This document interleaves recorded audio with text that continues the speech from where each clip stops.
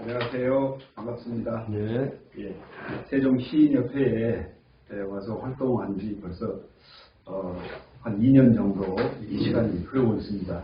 이 사이에 여러 좋은 시를 많이 발표하고 계시는 우리 시인협회 시인님들 다들 존경하고 또 사랑합니다. 이런 시즌에 와 있는 정점이 봄이 아닌가 싶습니다. 지금이 이제 4월입니다. 이 4월을 실록 애찬이다 아니면은 청춘 애찬이다 또 여러 봄 애찬 얘기가 칭송이 많습니다만 T.S. 엘리엇은 잔인한 달이라고 노래했습니다. 왜 그랬는지 궁금증이 생겼습니다. 그런 차원에서 우리 시인협회가 또 다 활동하고 있는 개간지가 백수문학인데 백수문학 100호를 기념해서 제가 또 이 내용을 가지고 공부를 좀 해보면 참 좋겠다라고 하는 생각이 들어서 굉장히 미진한 제 실력이지만 한 100여 편 정도의 논문을 좀 찾아보게 됐습니다.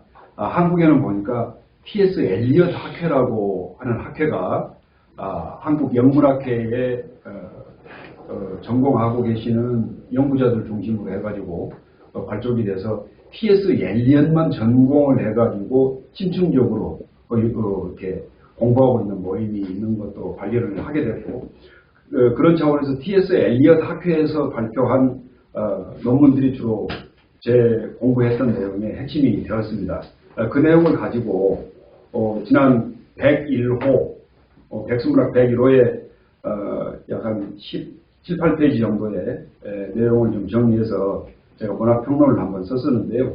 그 내용을 간략하게 오늘 좀 함축적으로 정리를 해가지고 약 한 30분 정도 제가 한번 말씀을 드려볼 시간이 되었습니다. 오늘 좋은 기회를 마련해 주신 시인협회 회장님, 사무국장님 그리고 부회장님 비롯해서 여러 이모님들과 우리 회원님들 모두 감사드립니다. T.S. 엘리엇에 대한 작품 세계를 접한다고 하는 것은 굉장히 난해한 일이었습니다. 왜냐하면은 T.S. 엘리엇 자체가 굉장히 좀 철학적인 그런 견지에서 또 시를 써왔고 또 평론을 썼으며 산문을 써왔던 것으로 파악이 됩니다. 그런데 맨 처음에 T.S. 엘리엇을 보니까 그가 유니테리언 교도 그러니까 기독교 집안인데 미국의 세인트루이스라고 하는 이제 지역에서 태어났는데 굉장히 유복한 집안이었던 것으로 압니다. 제가 계보를 또 좀 별도로 정리를 해가지고 또 넣어놓게 됐습니다만 이게 이제 연세대학교의 영문학과에서 공부하고 계시는 이제 전공 교수님이 계시는데 그 교수님이 이제 김준환 교수님이라고 그분하고도 또 제가 같이 공부를 할 기회가 있어서 한 6번 정도 이상 유럽 아카데미라고 거기 유럽 인문 아카데미에서 김준환 교수님 지도로 제가 또 공부를 진행한 바 그 내용을 또 좀 요약한 부분도 여기에 넣어놨습니다. 그래서 이런 내용을 가지고 오늘 좀 얘기를 했으면 합니다. 또 T.S. 엘리엇을 공부를 하면서 보니까 T.S. 엘리엇은 굉장히 자유분방한 내용을 추구를 한 반면에 내심에서는 굉장히 억압된 그러니까 너무나 그 정형화되어 있는 그 귀족 집안이라고 그럴까요? 이제 귀족까지는 이제 이렇게 뭐 영국의 무슨 기사 자기를 받고 그랬던 것은 처음부터는 아니었지만 미국에서 태어났을 때 보니까 유니테리언 교도라고 하는 게 굉장히 좀 뭐랄까 FM대로 뭐 이런 게 좀 있었고 그런 이제 집안의 엄숙한 분위기랄까 그런 데에서 성장을 했던 것으로 파악이 됩니다. 제가 이제 이 본격적인 말씀을 드리기 전에 한 가지는 꼭 드리고 싶은 얘기가 오늘 이제 말씀드릴 내용은 종교적인 얘기로 좀 들어가 있고 하기 때문에 세종시인협회의 공식적인 입장이다 라고 말씀드리기는 어렵고 제 개인적인 연구문헌에 기반한 내용으로 말씀드린다는 것을 미리 분명히 합니다. 그래서 이제 유니테리안 얘기를 조금 더 말씀을 드리면 유니테리안 교도는 기본적으로 지저스 크라이스트 그러니까 기독교 안에서 가장 핵심 인물인 예수님을 인정하지 않습니다. 유일신으로 해서 하나님만을 인정을 하고 그러니까 지저스 크라이스트 예수님은 선지자 중에 한 명이 아닌가 뭐 이런 차원에 물론 이제 구약 성경 이전의 선지자냐 아니면 이제 신약 성경에 들어가면서 이제 선지자냐라고 따라서 다를 수도 있지만 지저스 크라이스트를 인정하지 않는 유일신 오로지 하나님의 이제 그 기반한. 그래서 이제 유니테리안이라는 말 자체가 그렇게 시작이 됩니다. 물론 이제 칼뱅이라고 하는 분도 이제 유니테리안 교도가 시작은 폴란드에서 시작이 되는데 폴란드에서도 보면은 칼뱅과 좋은 사이를 지냈다가 나중에는 칼뱅이 이 유니테리안을 채웠던 분을 갖다가 고발을 하게 대모를 해가지고 나중에는 이제 화형을 당하게 되신대요. 근데 그분이 썼던 책을 허벅지에 이렇게 차고서 화형을 시켰다라고 하는 이제 비극적인 이야기가 있습니다.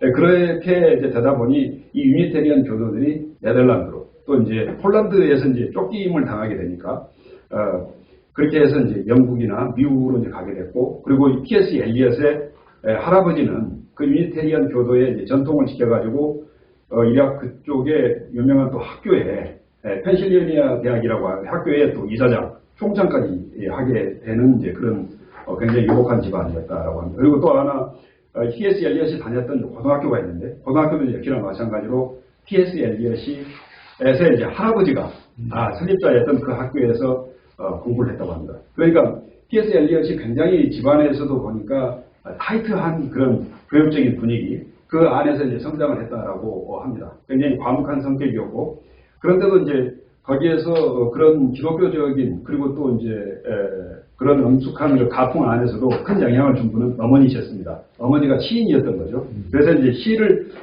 씀으로 해가지고 문학적인 이런 그 영향력을 행사함으로 해가지고 T.S. 엘리엇은 하버드 대학에 가가지고 문학을 전공하게 됩니다. 그래서 문학을 전공하고 거기서 학사 학위를 받은 다음에 석사 학위를 이수를 하게 됩니다.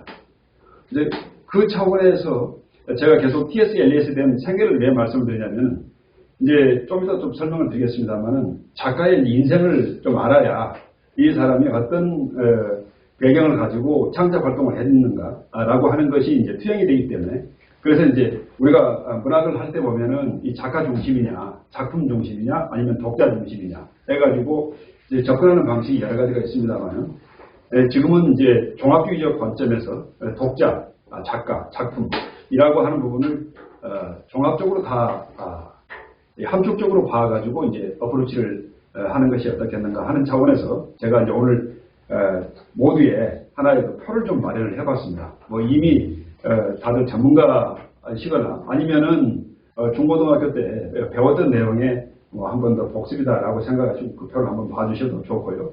여튼 이제 그런 차원인데 그런 차원 안에서도 보면은 이 작가의 인생 얘기가 조금 설명이 좀 되고 나서 이제 본격적으로 작품 속으로 들어가는 것이 어떨까 하는 차원에서 이 말씀을 드리는 겁니다. 조금 더 말씀을 드리면 그래서 이제 T.S. 엘리엇은 하버드 대학에서 석사 학위를 마친 다음에 미국에서의 생활에 대해서는 약간의 염증을 느끼게 됩니다.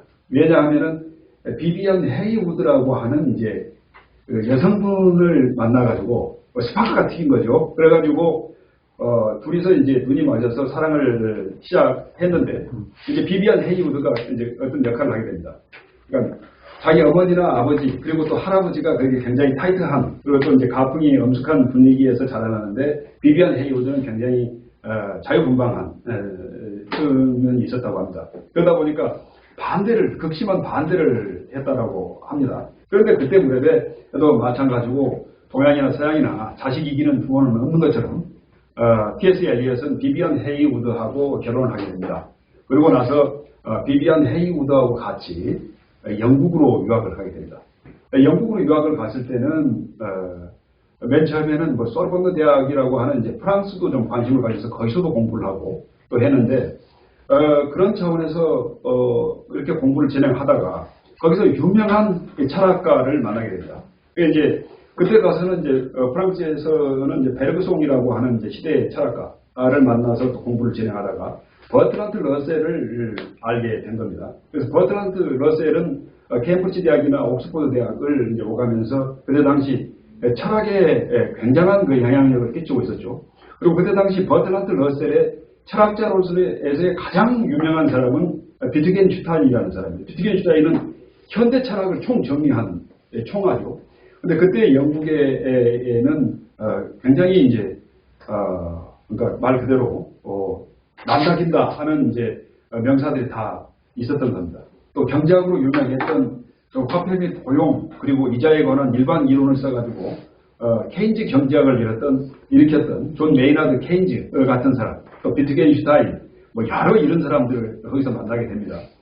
그래서 여러분, 이 무슨 문명의 장난이며 장난의 문명입니까? 자기의 스승인 버트란트 러셀이 이 나이 차이도 많은데 비비안 헤이드 우드하고 바람을 피우게 됩니다. 그렇게 돼서 이때 이제 버트란트 러셀은 영국에서 굉장한 영향력을 가지고 있었는데, 그때 이제 T.S. 엘리엇은 부모가 반대하는 결혼을 했고 미국에서 영국으로 건너왔잖아요. 그러니까 여러분 생각하시기에 그 부모님이나 할아버지가 T.S. 엘리엇한테 돈을 제대로 줬을까요? 굉장히 좀 어려웠다고 합니다.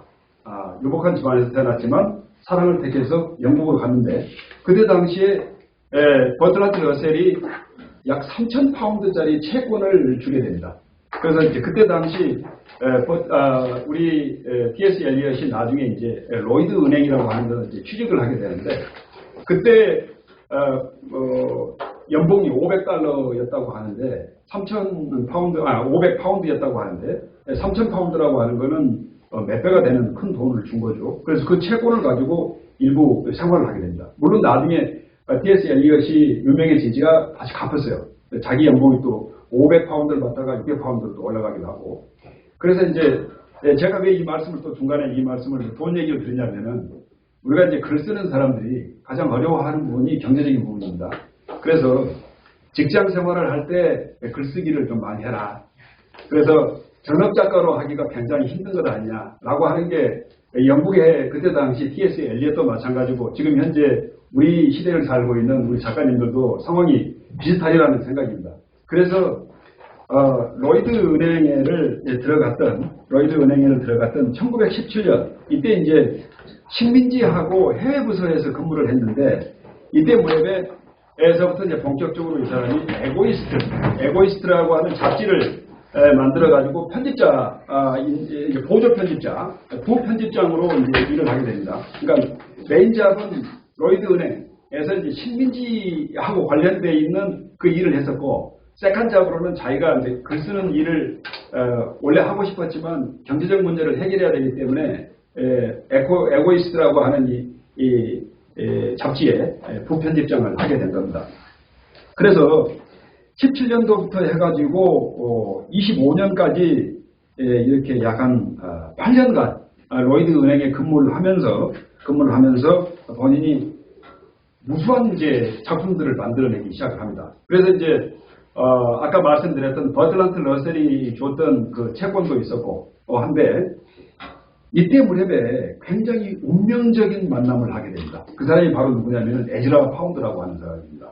에즈라 파운드는 미국에서 시작된 걸출한, 이미 이제 그때 당시에는 굉장히 유명한 작가가 되어 있는 사람이에요. 그래서 그때 당시 영국이든 미국이든 그때 당시에 편집장한테 자기가 영향력을 행사할 수 있는 그런 사람인 거죠. 우리나라 같은 경우에 신춘문예를 통해서 등단을 많이 하지 않습니까? 근데 외국에서는 영향력 있는 작가가 추천에 의해서 이제 등단을 하는 것이 미국이든 영국이든 유럽의 이제 기본 기조가 그렇게 돼 있었기 때문에, 그래서 에즈라 파운드라고 하는 사람을 운명적으로 만나게 됩니다. 그리고 에즈라 파운드라고 하는 사람을 만남으로 해가지고 이제 T.S. 엘리엇한테는 아까 제가 말씀 올렸던 버트란트 러셀의 그런 지원도 있었지만, 이제 자기 부인하고 이미 바람이 나 있는 상태잖아요. 그러다 보니까 버트란트 러셀하고는 상대가 좀 껄끄럽겠죠.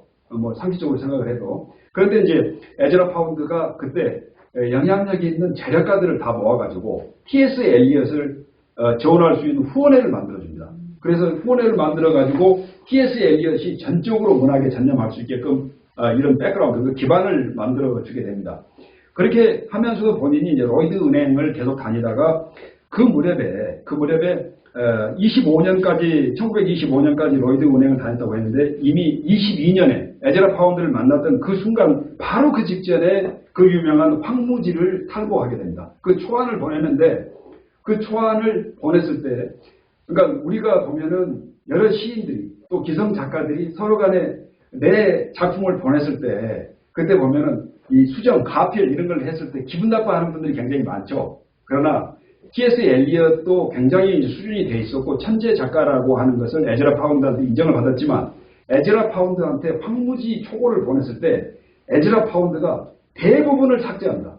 제목부터. 예. 그래서 이제 그 얘기를 다 듣고 이제 초고가 왔다 갔다 하면서 완성본이 됐을 때 그걸 갖다가 황무지, 그 웨스트랜드를 갖다가 만들 때 그 서문을 쓰게 되는데 서문에다가 이제 코마의 마녀, 무당 얘기가 이제 나오게 되는데 그 얘기는 좀 이따 하기로 하고 그 얘기를 했을 때 바로 초문에다가 쓰기를 나보다 더 나은 예술가 에즈라 파운드에게라고 헌증을 하게 됩니다. 그게 바로 그 유명한 황무지의 시작이 되겠습니다. 그래서 서로 간에 이제 우리 작가는 작가들끼리 또 교류를 하고 또 작가가 독자가 되기도 하고 독자는 또 작가가 되고 작품을 통해서 서로 간에 세계를 나누게 되는데 이런 네 세계를 나누게 됐을 때에 기성 작가들 또는 독자 측면에서 봤던 이제 작가에 대한 평 그리고 또 작가가 독자를 통해서 얻는 피드백 이런 내용들이 서로 상호작용 말 그대로 인터랙션을 하면서 더 훌륭한 작품을 만들어내게 되는 겁니다. 그래서 오늘날에 이제 황무지가 완성이 되게 됩니다. 그게 1922년에 에즈라 파운드에게 이 내용이 다 전달이 되고 초고를 완성을 했을 때 그때 당시에 이제 크라이테리온이라고 하는 잡지가 있었는데 크라이테리온의 이제 편집장을 드디어 우리 T.S. 엘리엇이 맡게 됩니다. 그래서 크라이테리온을 본인이 편집장을 하게 되니까 이제 굉장한 영향력이 문학계에서 이제 생기게 된 거죠. 이런 기본적인 배경이 있었다라고 하는 것이고, 자 그런 다음에 이런 그 크라이테리온이 나왔던 그 해에 그러니까 황무지를 갖다가 초고를 보냈고 에즈라 파운드에게도 인정을 받고 하던 이제 그런 시즌에서 여기서 이제 이런 일이 생겨나게 됩니다. 무솔리니라고 하는 사람이 이탈리아에 이제 집권을 하게 되는데 에즈라 파운드가 거기에 이제 가가지고 무솔리니 집권을 갖다가 옹호하는 발언을 하게 됩니다. 그러고 나니까 미국인이면서 이제 미국의 적은 그때 당시 이태리, 일본, 독일 아닙니까? 연합군의 상대방이니까. 그래서 이제 에즈라 파운드는 미국에서 반역죄로 해가지고 수감이 되게 됩니다. 그리고 10년형을 선고받고 이제 수감을 하게 되는데 결국은 미국에서 이제 에즈라 파운드의 입장은 뭐냐면은 전쟁주의, 그러니까 자본주의라고 하는 측면에서 미국에 대해서 또 다른 메인스트림에 대해 가지고 반기를 드는 측면이었고 무솔리니 집권이라고 하는 거는 가서 이제 그게 한 가지의 편린 또는 이제 부분적인 부분에서 자기의 생각을 일부 말했을 뿐인데 그게 이제 대반역죄가 되어버린 거죠. 그래서 이제 자유분방한 문학가라고 하는 사람 입장에서는 여러 가지 다양성이라고 하는 것이 있는 것이고 그런 측면에서는 한 가지 얘기를 할 수도 있는 것 아니냐 해가지고 이제 전 세계적인 문인들이 또 그때 이제 주축은 유럽인이었겠지만 그분들이 이제 훈방운동을 하게 됩니다. 그래서 10년 만에 다시 석방이 되고 에즈라 파운드는 그 이후로는 조용히 작품 활동을 많이 하지는 않고 그냥 인생을 마쳤다고 합니다. 그래서 이제 그런 배경을 제가 좀 지금 말씀드린 이유는 아까도 제가 말씀드렸습니다만 작가에 대한 인생을 알아야 작품 세계의 전반적인 흐름을 우리가 좀 알 수 있기 때문에 이렇게 연표에 대한 부분을 제가 한번 좀 정리를 해보았습니다. 그렇게 이제 말씀을 드리고요. 자, 그러고 나서 이제 본격적으로 작품 안으로 좀 들어가 보도록 하겠습니다. 맨 처음에 보면은 T.S. 엘리엇의 작품 시작이 사울은 가장 잔인한 달 이렇게 시작이 되는데 왜 사울이 잔인한 달인가? 아까 제가 말씀 올렸다시피 대부분의 작가들은 스프링 하면은 생동하는 시점 그리고 이제 이런 봄이라고 하는 시점이 굉장히 약동하는 분위기 속에서 긍정적인 그런 영향력을 행사하고 할 좋은 시점인데 왜 잔인한 달이라고 했을까라고 하는 것은 제 4열에서 그걸 갖다가 설명을 하고 있습니다. 좀 제가 읽어보겠습니다. 사울은 가장 잔인한 달, 죽은 땅에서 라일락을 피워내고 추억과 욕망을 뒤섞으며 봄비로 잠든 뿌리를 뒤흔든다. 그래서 이제 사울에 대한 부정적인 이미지를 내는데 바로 뒷면에 겨울은 오히려 따뜻했다. 돼지를 망각의 눈으로 덮어주고 가냘픈 목숨을 마른 구근으로 먹여 살려줬다. 여기서 이제 구근은 감자나 고구마나 양파 같은 이제 그 뿌리 식물을 얘기를 하는 건데요. 그런데 이제 여기서 말하는 이 겨울이라고 하는 거는 봄하고 좀 대칭을 지원하는데 이게 이제 그때 당시에 봄이라고 하는 것이 1차 대전이 끝나고 나서 유럽에서는 자본주의가 팽배해 있는 가운데 너무나 그 자본주의에 대한 그늘이 욕망이라고 하는 것이 팽배해 있다라고 해서 산업혁명 이후에 일어난 이 욕망 때문에 전쟁이 일어나고 1차 세계대전이 끝난 다음이죠. 그래서 이제 굉장히 비판적으로 이걸 봤던 겁니다. 4월이라고 하는 시점이라고 하는 거를. 그래서 이걸 반대로 겨울이 더 따뜻했네라고 얘기한 것은 겨울에 그때 당시에 욕망이 이제 물론 잠들어 있는 시점일 수도 있지만 그 겨울이라고 하는 부분이 오히려 더 4월보다는 나은 시점이었다고 본인은 판단을 했던 겁니다. 그래서 이 시작을 이렇게 했고 전반적으로 이 시는 약 300연이 넘게 이제 구성이 되어 있는데 전체 장은 5장으로 구성이 되어 있고 그 안에서 이 T.S. 엘리엇이 동원했던 것은 여러 작가들의 이야기를 끌어오게 됩니다. 이게 뭐냐면은 기본적으로는 제프리 초서라는 사람이 있는데 제프리 초서는 1343년부터 해가지고 1400년까지 이제 살았던 사람입니다. 그러니까 영국 시의 아버지라고 불리는 사람이거든요. 그때는 이제 영어가 이제 그 고대 영어, 중세 영어, 이제 현대 영어 이렇게 나눠지는데 그때는 이제 중세 영어 시절입니다. 제프리 초서 얘기를 조금 하게 되면 제프리 초서는 가난한 집에서 태어난 것이 아니었습니다. 그때 당시 중세 시절에서는 가장 중요한 것이 와인이었습니다. 근데 자기 아버지가 와인을 생산하는 업자였던 겁니다. 근데 친분이 귀족은 아니었지만 귀족과 비슷한 대우를 받았어요. 왜? 왕궁의 아버지가 와인을 납품하러 갔을 때 그 왕궁에 있는 왕이나 귀족이나 이런 사람들이 공부하는 것을 보고 우리 아들도 좀 끼워넣기를 한 겁니다. 그래가지고 거기서 같이 공부를 함으로 해가지고 이 사람은 문학으로 이제 이렇게 한 가문을 만든 거죠. 그래서 그때 당시 이 사람이 만든 게 그 유명한 캔터베리 이야기입니다. 그 캔터베리 이야기의 시작에서 나오면서 그분은 사월을 굉장히 긍정적으로 얘기를 했습니다. 그 사월에 대한 부분을 패러디를 한 게 바로 이 사월 얘기가 여기서 나오는 겁니다. 그래서 이 캔터베리 이야기에서 나오는 초서에 그러니까 제프리 초서의 캔터베리 이야기도 끌어서 여기다가 좀 쓰고 무려 30몇 명에 이르는 사람들 얘기를 다 함축적으로 여기다가 인용을 했어요. 이 황무지라고 하는 이 작품에다가. 그렇다면은 여기 보면은 막 성배 얘기도 나오고 윌리엄 셰익스피어 얘기도 나오고 갑자기 또 그 안에 더 깊이 들어가서 햄릿 얘기도 나오고 막 그렇습니다. 여러 가지 사람들의 작품 얘기가 막 이게 중첩이 돼요. 자, 그렇다면은 황무지가 말 그대로 카피해서 가져오는 것이 이걸 갖다가 T.S. 엘리엇의 작품이라고 할 수가 있느냐라고 하는 이제 비판이 있을 수가 있습니다. 그런데 그 말에 대해서 우리 T.S. 엘리엇은 이렇게 이야기를 하고 있습니다. 그가 이제 쓴 게 이제 비평이 유명한 게 말 그대로 전통과 개인의 재능이라고 하는 이제 유명한 비평문을 쓰게 되는데 여기에서 이제 그가 했던 얘기가 현대의 우리한테도 시사하는 바가 있기 때문에 이 부분을 한번 읽어보겠습니다.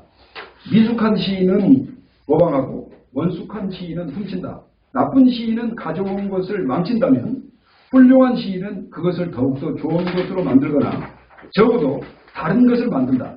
훌륭한 시인은 그가 훔친 것을 독특하고 그가 가져온 출처와 전혀 다른 완전한 느낌으로 용접한다면 열등한 시인은 전혀 결속력 없는 것에 집어넣는다. 훌륭한 시인은 보통 시간상 먼 작가들 혹은 언어가 낯설거나 관심이 다른 작가들에게서 빌려오곤 한다. 이제 이런 얘기를 한 거예요. 그러면서 또 얘기를 하기를 이제 총매로서의 시인의 역할을 얘기를 하는데 여기에서 보면은 기존의 질서와 새로운 것에 대한 얘기를 하게 됩니다. 바로 여기서 모더니즘을 새롭게 개척을 했다는 평가를 받게 됩니다. 그래서 기존의 유럽의 사조는 대부분 다 낭만주의라고 하는 큰 물결이 있었는데 이 사람은 모더니즘이라고 하는 새로운 장르를 열어놓은 겁니다. 그러면서 이 사람이 한 얘기가 시인의 정신 또는 시인의 역할을 말하기를 가는 백금, 여러분들이 잘 알고 있는 이 황금 말고 백금이 또 있지 않습니까? 가는 백금이 있는 상태에서 산소와 이산화황이 결합을 한다면 삼산화황이 된다. 근데 이러한 결합은 백금이 있을 때만 가능하다.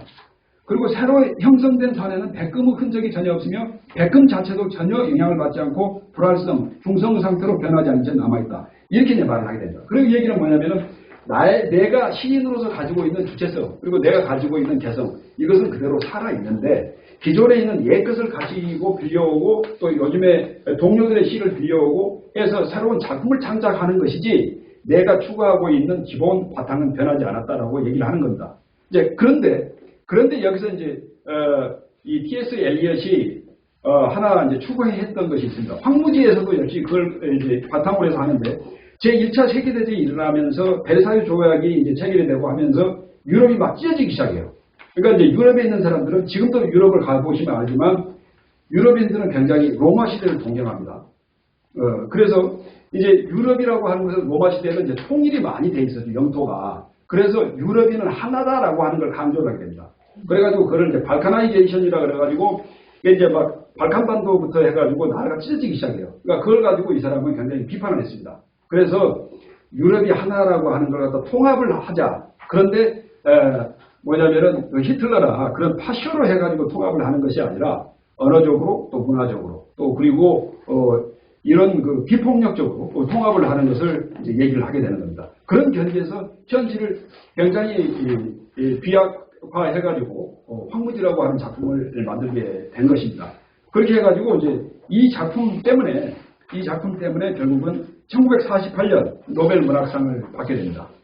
이제 이때 당시에 이런 이제 시대적 배경을 가지고 그런 말씀을 이제 하셨다는 거. 그리고 카피캣이라 그래가지고 나쁜 것이 아니라 그걸 기반으로 해서 아까 제가 말씀드린 대로 베컴이라고 하는 시인의 역할이 있다면 산소와 이산화황이 만나가지고 새로운 것을 창출하는 그런 이제 문학적 사조를 내렸는데 그것이 바로 모더니즘이라고 하는 것을 개척했다라고 하는 겁니다.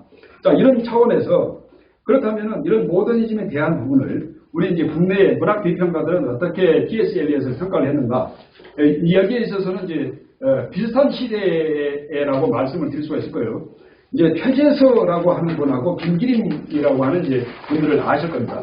이 두 분 다 이제 문인들이시고 한데 이분들은 1930년대 무렵에 이제서부터 이제 활동을 주로 많이 했던 분들이죠.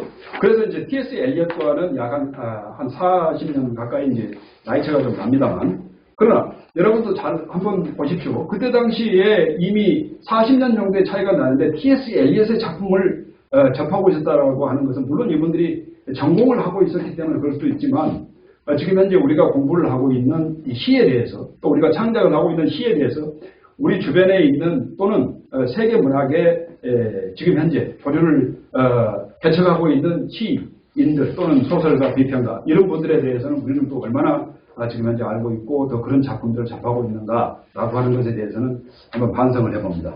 자, 최재서라고 하는 분은 굉장히 좀 T.S. 엘리엇에 대해서 긍정적인 이제 평가를 한 다음에 김기림 이분은 이제 긍정적 평가도 일부 있었지만 이제 부정적 평가도 있었습니다. 이제 이 얘기는 뭐냐면 이제 크라이테리언지를 이제 형편이 좀 어렵더라도 종가를 하지 말고 꿋꿋하게 계속해서 이어나갔어야 되는데 이게 이제 2차 대전 돌발하고 거의 때를 맞춰가지고 어렵다고 해가지고 그걸 갖다가 폐간을 왜 했는가라고 하는 것을 이제 하나 비판을 합니다. 그러면서 또 하나는 이제 그게 또 하나의 그가 가지고 있는 사상적 패배에 침통한 표현이 아니냐 이런 얘기를 하는데 그 얘기는 뭐냐면은 이분이 원래 유니테리안 교도였는데 영국으로 이제 결국은 귀화를 하면서 자기가 영국 성공회로 해가지고 종교 역시도 개종을 하게 됩니다. 그래가지고 그때 당시 이제 자기가 지금 현재 어떤 사람인가라고 하는 것을 갖다가 이제 표현을 할 때에 이 사람이 한 유명한 말이 있습니다. 제가 이제 드렸던 자료에 보시면은 거기에 T.S. 엘리엇의 이제 사상적 토대를 이룬 이 철학적 계보라고 하는 게 3페이지에 있을 겁니다. 3페이지에 보면은 거기에 1, 2, 3, 4, 5, 6 두 개에 보면은 본인이 자기에 대해서 이제 가지고 있는 성향을 말을 했어요. 뭐라고 얘기를 했냐면은 그게 이제 문학에 있어서는 고전주의요, 정치에 있어서는 왕당파요, 종교에 있어서는 앵글로 캐톨릭이다라고 자기를 소개하게 됩니다. 그러니까 과거에 유니테리언이었다라고 하는 자기 아버지로부터 어머니로부터 받았던 종교는 완전히 이제 영국 교회로 이제 개종을 해가지고 그렇게 얘기를 하게 된 거죠. 그리고 이제 다시 말하기를 가톨릭 성향의 정신, 칼뱅파의 유산, 청교도 기질을 모두 지닌 사람이라고 자기를 추가를 하게 됩니다. 제가 아까 말씀드렸다시피 유니테리안하고 지금 현재 칼뱅하고는 나중에 이 배신 그리고 자기를 고발을 했다라고 이제 얘기를 한 그 역사적인 부분이 있었지 않습니까? 그런데 이제 이분은 이제 이렇게 칼뱅파의 유산이다라고 얘기를 했는데 이것뿐만이 아닙니다. 사실은 T.S. 엘리엇은 자기가 그러니까 종교적 성향은 이렇게 했지만 공부를 어느 정도까지 진행을 했냐면은 다시 또 하버드대학 철학과로 가가지고 거기서 이제 박사과정을 진행을 하는데 거기에서 이제 공부를 할 때에 동도서기적 입장. 그게 무슨 얘기냐면은 동은 동쪽에, 그러니까 동양의 것을, 그리고 이제 테크닉은 이제 서양의 것을, 그걸 이제 줄여가지고 동도서기라고 하는데, 그때 당시에 불교, 또 인도의 이제 브라만, 뭐 힌두, 그리고 이제 특히 불교에서 그때 당시 제2의 부처라고 얘기하는 사람이 이제 니가르주나, 즉 이제 용수라고 하는 사람인데, 그 용수라고 하는 사람의 영향을 크게 받게 됩니다. 그리고 그분에 대한 공부를 했고 자기 시간의 3분의 1을 불교 공부에 또 치중을 합니다. 그러다 보니까 황무지를 집필할 당시에 자기는 거의 불교도가 될 뻔했다라고 하는 말까지 했다고 하거든요. 그런 정도로 굉장히 좀 와이드하게 철학적 사고를 닫혀있는 사고가 아니라 좀 열린 사고를 해가지고 동쪽에 이런 종교까지도 폭넓게 공부를 하면서 자기의 세계관 또 이제 이런 부분들을 더 열어나갔던 거죠. 그래서 그때 당시에 이제 큰 영향을 미친 사람이 자기보다 대선배가 되고 유럽에서 기독교 측면에서는 굉장히 이제 반대를 하는 사람이 유명한 사람이 있죠. 철학에서 큰 이제 그러니까 또 하나의 이제 그 작용이 있었다면 반작용이 있는데 반작용의 이제 기본은 뭐가 있었냐면 프리드리히 빌헬름 니체가 있었거든요. 신은 죽었다라고 얘기를 한 사람. 그러니까 신이라고 하는 사람을 죽었다라고 얘기를 했을 때 그가 말한 짜라투스트라는 이렇게 말했다라고 하는 책에 짜라투스트라는 독일어 발음으로 그렇게 말한 것이고 영어 발음으로는 조로아스터교를 얘기를 합니다. 그러니까 조로아스터교는 이제 기독교가 생기기 훨씬 전에 이미 있었던 종교고 거기에 이제 그분을 이제 얘기를 하면서 자기가 말할 때 세 가지 삶을 얘기를 하죠. 낙타의 삶, 사자의 삶, 어린이의 삶. 그래서 이제 굴종하는 삶을 살 것이냐, 아니면은 또 순종하는 삶을 살 것이냐, 아니면 내가 자유분방하게 하루하루를 즐기면서 사는 삶을 살 것이냐. 그래가지고 좋은 삶, 아리스토텔레스가 말했던 이 에우다이모니아라고 하는 것을 현실에서 실천을 하려고 했는데 결국 프리드리히 니체는 어떻습니까? 동생인 엘리자베스하고 같이 길을 가다가 말의 이제 그 무거운 짐을 싣고 가는 걸 보고 말을 들은 줄 안다가 미쳐버리고 말죠. 그래서 거기서 이제 또 하나의 히스토리가 생겨난 것이 그 엘리자베스는 니체가 말했던 것은 그 철학적인 사고로 해가지고 어린이의 삶인데 그것을 갖다가 히틀러한테 가서 얘기를 해가지고 니체의 삶 자체를 유대를 박해하는 철학적 사조로 해가지고 이걸 갖다 짬뽕을 시키게 됩니다. 이런 이제 좀 약간 곡해하는 그런 분위기가 있었다는 것을 말씀드리고, 이거 이제 또 너무 또 이 얘기를 길게 하면 3,000% 갈까봐 다시 또 제자리 우리 이제 T.S. 엘리엇으로 돌아옵니다. 그래서 아까 제가 말씀드렸던 우리 최재서 그리고 김기림의 이런 상반된 평가가 있었다라고 하는 얘기를 말씀을 드리고요. 8페이지에 보면은 최재서라고 하는 분과 김기림 이 두 분의 이 동갑내기입니다. 1908년생. 그리고 우리 T.S. 엘리엇은 제가 아까 말씀드리기를 1888년도에 태어났다고 말씀을 드렸는데, 이제 이 두 분의 모더니즘, 이미지즘이라고 하는 걸 갖다가 이분들의 이제 어떤 그 대략적인 이런 연표, 또 어디서 태어났고 어떤 생활에서 어디 이제 학교에서 했으면 이런 부분들을 좀 이렇게 좌우 대칭을 해놨는데요. 여튼 이런 이제 양쪽의 이야기를 하는 상황에서 최근에 이제 T.S. 엘리엇 비평에 대한 얘기를 조금 더 말씀을 드리면 경원대학교에 이만식 교수님이라고 계시는데 이분이 이제 하나 얘기를 하는 것은 김기림의 입장에서 조금 말씀을 이어나가는데 그게 뭐냐면은 이런 얘기를 했다가 하고 있습니다. 진단은 옳았으나 처방이 잘못되었다는 얘기를 갖다 김기림이 했는데 그 얘기는 아까 크라이테리언에 대한 종간 그리고 무책임하게 그걸 갖다가 폐간을 했다는 그 이유가 전쟁이라고 하는 상황에서 쉽게 타협을 했지 않았는가라고 하는 이제 문학적인 측면에서 많은 사람들을 지원하고 또 후배들도 키웠던 것도 사실이지만 본인이 이제 받았던 아까 제가 말씀드렸던 에즈라 파운드라든지 아니면 버트란트 러셀이라든지 이런 철학가들, 또 베르그송이라든지 여러 이제 이런 철학가들한테도 받았던 영향, 또 존 메이너드 케인즈도 마찬가지고 그런 사람들하고 교류를 하고 여러 가지 그런 관심의 총알을 받았고 여러 혜택을 받은 입장에서 이렇게 이제 중요한 잡지를 폐간을 했는가라고 하는 이제 비판이 있었는데, 여튼 이런 차원에서 보면은 한 가지가 이제 뭐냐면 아까 이제 말씀드렸던 T.S. 엘리엇의 황무지는 약 35명의 작가들을 인용을 해가지고 그 사람들의 히스토리가 그곳에 이제 매겨 들어가가지고 만든 작품인데 이제 이런 부분들이 시작은 뭐냐면은 그리스 로마 신화입니다. 그러니까 유럽 작품의 대부분의 시작은 그리스 로마 신화. 그게 기본이 되거든요. 그래서 이제 그리스 로마 신화를 읽지 않고는 이제 서양 작품은 이해가 안 되는 것이죠. 그래서 거기에서 이제 따온 작품도 많고 여기서 이제 특히나 나오는 황무지 안에서도 그런 얘기가 많이 거론이 되고 있습니다. 그런데 여기서 보면 어떻게 작품이 철학하고 신화만이 아닐 거다. 이제 거기에 이제 너무 좀 포커싱이 돼 있고 너무나 그걸 갖다가 신화라고 하는 것을 현실에 이끌어 가지고 이게 전부인 양 이렇게 모더니즘을 그렇게 소개할 수는 없을 것 같다. 좀 더 나은 현실에서의 이런 처방들이 있을 수 있지 않는가 이런 얘기를 합니다. 그래서 이 얘기를 지금 현재 시점으로 제가 얘기했는데 너무 이제 길게 하게 되면은 한도 끝도 없고 제가 아까 말씀드린 T.S. 엘리엇 학회라고 하는 게 한국에도 있기 때문에 T.S. 엘리엇이라고 하는 사람 한 사람만 연구하기에도 전문가들이 따로 있다고 말씀드렸잖아요. 이제 그 얘기를 다 하기엔 너무나 많은 시간이 걸리기 때문에 지금 현재 시점으로 빨리 돌아와서 지금 이제 문학적 소통이라고 하는 측면에서 보게 되면 지금 현재를 살고 있는 사람들의 분류를 미국의 퍼듀 대학이라고 하는 데를 찾아가서 봤더니 이렇게 이제 클래시피케이션 이게 이제 분류를 하고 있습니다. 그래서 베이비붐 세대가 여기 좀 지금 현재 많이 앉아 계시는데 이제 또 유튜브를 통해 가지고 보고 있는 분들은 MZ 세대도 있을 수 있죠.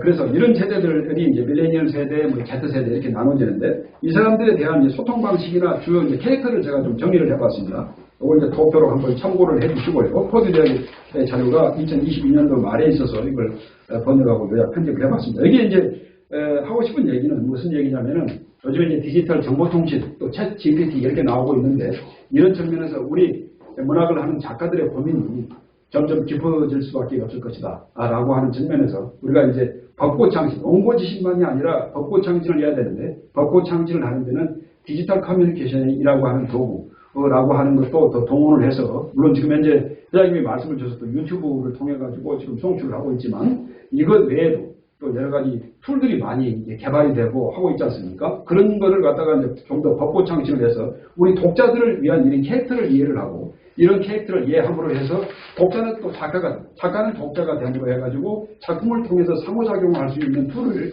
우리가 페이퍼로만 할 수 있는 것이 아니라 디지털 커뮤니케이션을 해야 되는 시대에 살고 있다. 그렇기 때문에 우리 T.S. 엘리엇이 그러니까 고전주의라고 하는 측면에 안에 그 틀에 있으면서도 기존의 낭만주의라고 하는 벽을 넘어서 모더니즘을 새로 창출했던 것처럼 우리는 이제 벚꽃창신을 해야 되는데 이런 공동 소통의 장을 또 만들어 나가야 되지 않는가 싶습니다. 그런 차원에서 우리 작가들의 고민은 피를 말리는 현실에 있을 수밖에 없는 것 아니냐 그런 말씀을 드리고 싶은 겁니다. 그래서 쿠마의 무녀 얘기를 마지막으로 이 얘기를 하나 더 강조를 하고 싶은 겁니다. 그래서 이제 서문에서 얘기를 하기를 쿠마의 무녀가 도간에 매달려 있는 것을 내 눈으로 보았다. 그때 아이들이 무녀 당신 소원이 무엇이오? 라고 묻자 그녀는 죽고 싶다라고 말했습니다. 이 얘기는 뭔 얘기냐면은 이태리에 가게 되면은 쿠마에라고 하는 지방이 있습니다. 그 지방에가 이제 아름다운 그 미녀들이 많이 살았다고 하는데 그 중에서 유독 무녀 역할을 했던 쿠마의 무녀가 아폴론 진의 이제 여사제가 되는데 그때 당시 여사제가 되면서 소원이 뭐가 있다는 말을 해봐라. 그랬더니 이제 뭐냐면은 늙지 않는 것이라고 말을 했는데 그때 깜빡했어요. 아름다운 몸을 그대로 유지하면서 늙지 않는 것이라고 해야 되는데 그 단서를 달지 않고 늙지 않는 것이라고만 얘기를 했더니 점점 늙어가는 거예요. 죽지는 않는데 너무 쪼그라들어가지고 결국은 항아리 속에 매달릴 정도로 작은 극히 일부 먼지 같은 존재가 된 거예요. 그러다 보니까 아름다운 몸으로 살고 싶어요? 아니면 쪼그라든 몸으로 누구든 살고 싶어요? 그러다 보니까 나는 이제 지나가는 행인이 물어보는 거예요. 그러니까 그 심정을 보니까 그냥 죽고 싶다 이렇게 표현을 했는데 이게 죽고 싶다라고 이런 표현을 한 게 저는 이제 해석을 하기를 오늘날 살고 있는 작가들의 심정이 아닐 수도 있지 않을까. 그래서 또 하나의 창작의 고통을 이렇게 표현하는 측면도 있지만 거기서 말을 할 때 그러나 그 이후 장에서 나오기를 라일락이라고 하는 표현이 있는데 라일락이라고 하는 이 꽃이라고 하는 것이 일부 종결부에서 그 얘기를 다음에 또 계속 이어나가게 됩니다. 그래서 자네가 작년 정원에 심었던 지체에서 싹이 트기 시작했던가? 올해 꽃이 필까? 라는 질문을 통해 가지고 이게 이제 T.S. 엘리엇이 그 여러 신화 얘기를 많이 이제 여기다 차용을 했다고 말씀을 드렸지 않습니까? 그래서 식물신 오시리스의 부활 이걸 갖다가 이제 여기에다가 얘기를 하고 있는 겁니다. 그래서 이런 이야기들이 많이 이제 들어가 있어서 10페이지에 보면은 황무지 제작에 끌어 들어온 메인 주제 애들이 뭔가라고 하는 걸 갖다가 네모칸으로 약간 한 20개 넘게 이제 기본적인 걸 좀 넣어놨습니다. 그래서 성경부터 호목, 뭐 이렇게 단테, 부터 해가지고, 리오 왕이며 박은호 얘기까지 이런 얘기들이 이제 많이 들어있습니다. 저 11페이지에 보면은 세계 지도를 내놨는데, 세계 지도가 그때 당시 미국에서 유럽으로 건너갔을 때 대서양 거리가 있고, 그 다음에 이제 페이지에서는 그 황무지를 이제, 창작을 할 때에 유럽 지도를 하나를 갖다가 이제, 아프리카 사막 위하고 연계를 지어가지고 한번 보시라고 해놨고요. 마지막 페이지에서는 이제 T.S. 엘리엇이 런던으로 와서 살았을 때 런던 브릿지를 왔다 갔다 하면서 산책을 했다고 하는데 그 거리가 편도로 약 한 8분 거리라고 합니다. 그래서 8분 거리라고 하는 그 거리를 왔다 갔다 했을 때 T.S. 엘리엇이 여러 가지 사상적인 사고를 했다라고 이야기를 합니다. 그래서 저는 이제 이 세종에 우리 시인협회하고 같이 얘기를 하고 있지 않습니까? 그래서 금강변을 우리가 걷거나 아니면 한누리 대교를 이렇게 왔다 갔다 하실 때 특히 우리 천마을에 많이 살고 계시는 우리 황우진 부회장님이나 이선행 이사님이나 이분들이 특히나 이제 그쪽 다리를 왔다 갔다 하시는 사무국장님, 김원용 사무국장님도 그러시지 않을까 하는 생각입니다. 그래서 이제 이렇게 뭐 너무 부족한 얘기지만 제가 좀 함축적으로 이 위대한 시인의 얘기를 간략하게나마 좀 정리를 해보았습니다. 이 이후의 얘기는 우리가 질문을 통하거나 아니면 토론을 통해서 좀 더 시간이 더 유용하고 풍족해지길 바랍니다. 제 말씀은 여기까지 마치겠습니다.